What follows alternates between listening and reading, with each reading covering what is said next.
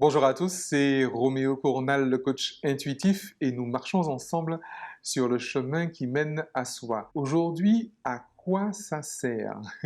Alors, cette question m'a été posée par une accompagnée que j'ai revue depuis la dernière vidéo qui est parue. Cette accompagnée, je l'avais vue en séminaire où on avait fait justement Libérez-vous de votre éducation. Quelques jours après le séminaire, je l'avais reçue en individuel et elle me disait, mais finalement, Roméo, à quoi ça sert tout ça? À quoi ça a servi tout ce que j'ai fait jusqu'à présent? Puisque dans le séminaire, on a vraiment déconstruit tous les schémas éducatifs. Et effectivement, à un moment, elle s'est rendue compte, elle se dit, mais j'ai fait tant d'efforts pour rien, j'ai l'impression d'avoir tourné comme un hamster dans une roue, et ça n'a servi à rien, et j'ai l'impression vraiment que finalement, même ma vie aujourd'hui ne sert à rien. Et elle me dit, mais à quoi ça sert tout ça, Roméo? Et je lui ai répondu, mais en fait, à rien, mais vraiment à rien. Tu as tout à fait raison si tu as l'impression que rien ne sert à rien, mais c'est vrai, la vie ne sert à rien. La vie, je veux dire par là que la vie n'a pas vocation à servir à quelque chose. La nature n'a pas vocation de performance. La nature est, la vie est. Elle n'a pas l'intention de devenir, en fait, puisqu'elle est déjà. Et, et effectivement, c'est, c'est, c'est un peu particulier de tenir ce discours, je sais bien, dans un monde où on est tellement à l'objectif, au projet, à la performance, euh, à la volonté, à l'action, les faiseux, là. Mais non, en fait, juste pour se rappeler que, à mon sens, justement, il n'y a pas de notion de performance, il n'y a pas de notion d'objectif. La vie est. Euh, et en ce sens, elle ne sert à rien. Je ne dis pas que c'est inutile, que c'est futile et que autant se jeter du haut de la falaise. Il n'est pas question de ça. Il est simplement question de goûter à la vie, d'expérimenter la vie. Il est tout simplement question de vivre. Pas d'aller à un endroit, pas de réussir quelque chose et donc se donner l'opportunité d'échouer. Il est simplement question de vivre. Vous savez, c'est Franck Lobvet encore que je vais citer qui dit le remède à la vie, c'est de vivre.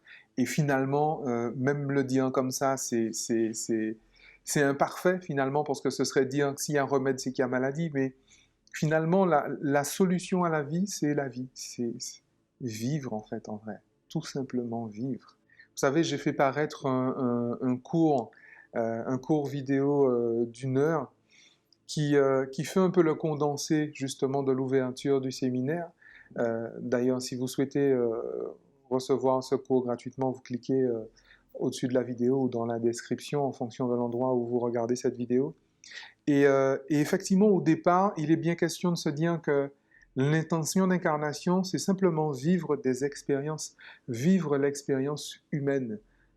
Pas forcément partir d'un point pour arriver à un point B, vivre l'expérience humaine, vivre l'expérience relative, vivre la dualité, parce que dans l'absolu, on ne peut pas vivre la dualité, puisqu'on est dans l'absolu.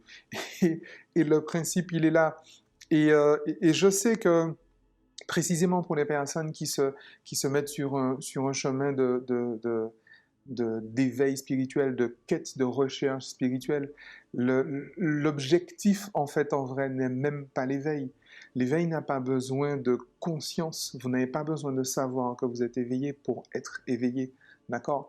Il n'est pas question de fuir ce monde de fous. Il n'est pas question de fuir cette dualité. Il n'est pas question de tuer l'ego. Les gars, arrêtez avec ça. C'est... Et je comprends complètement quand certains disent que c'est malveillant finalement.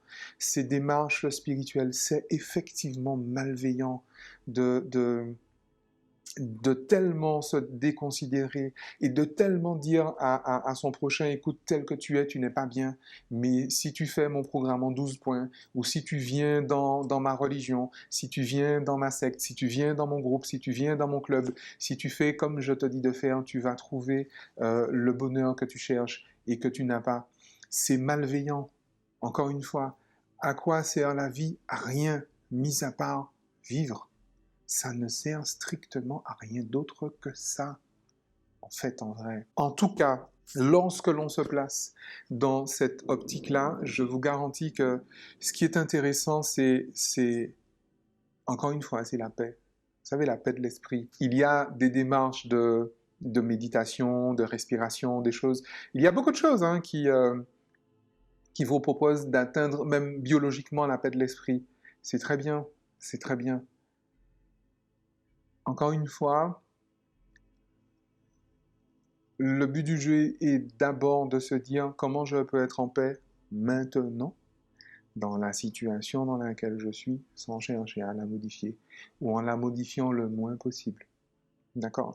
Parce qu'il y a simplement un changement de point de vue que je peux faire, qui ne coûte pas grand-chose hein, d'ailleurs, et qui en fait ne coûte rien.